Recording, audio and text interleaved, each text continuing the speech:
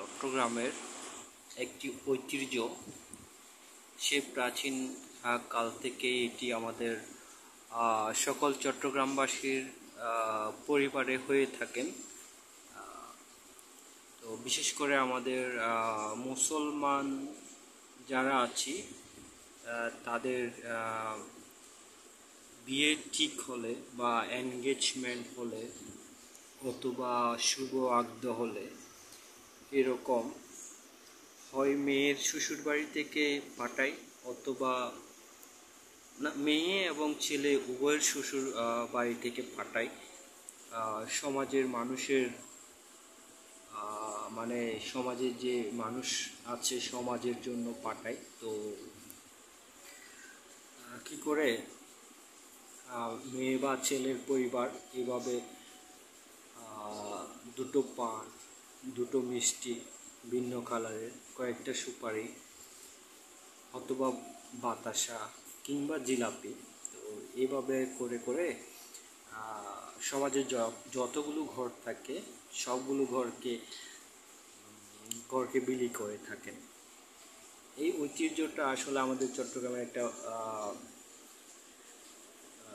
মানে একটি পরিবারের সাথে আর একটা পরিবারের একটা এনগেজ তৈরি করে। মানে জিনিসটা খুব বেশি না, অল্প দুইটা মিষ্টি, দু চারটা সুপারির টুকরো অথবা দু তিনটা পান, কিন্তু এই অল্প জিনিস দিয়ে এক পরিবারের সাথে আর এক পরিবার মানে সমাজের সকলের একটা সঙ্গবদ্ধতা, মানে ঐক্যের, একজন আরেকজনকে ফেলে যে একটা জিনিস না খাওয়ার একটা ব্যাপার, বা সকলে মিলে একটা জায়গায় একটা মতের মধ্যে থাকা বা শেয়ার করার বিষয়টা জড়িত থাকে। তো এটাই আর কি, প্রতিটা সমাজেই কিছু রীতিনীতি থাকে সমাজের মানুষের মধ্যে। তো চট্টগ্রামের সমাজের মানুষের মধ্যে একটু বেশি এই বিয়ে শাদী বলেন, সুন্নতে কথা বলেন, বা এই বিষয়গুলো একটু বেশি পরিলক্ষিত হয় আর কি, যে মিষ্টি দেয়া, পান সুপারি দেয়া।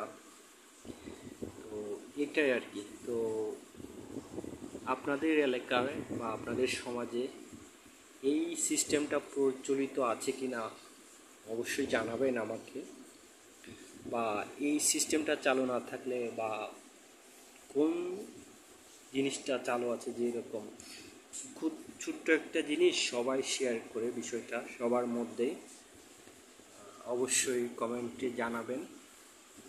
তো ভালো থাকবেন সবাই। এই আর কি, প্রচুর বৃষ্টি পড়ছে, জানি না আপনারা বৃষ্টির শব্দ শুনতে পাচ্ছেন কিনা। আমাদের এলাকায় প্রচুর বৃষ্টি হচ্ছে আজকে। তো হয়তো অনেকেই হাসতে পারে এটা কি পোস্ট করলো, আসলে এটা একটা ঐতিহ্যবহুল ঘটনা।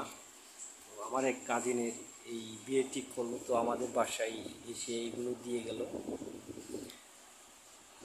তো আমাদের এলাকার যে একটা সংস্কৃতি, একটা ঐতিহ্যপূর্ণ কাজ, হ্যাঁ, সেজন্য শেয়ার না করে থাকতে পারলাম না।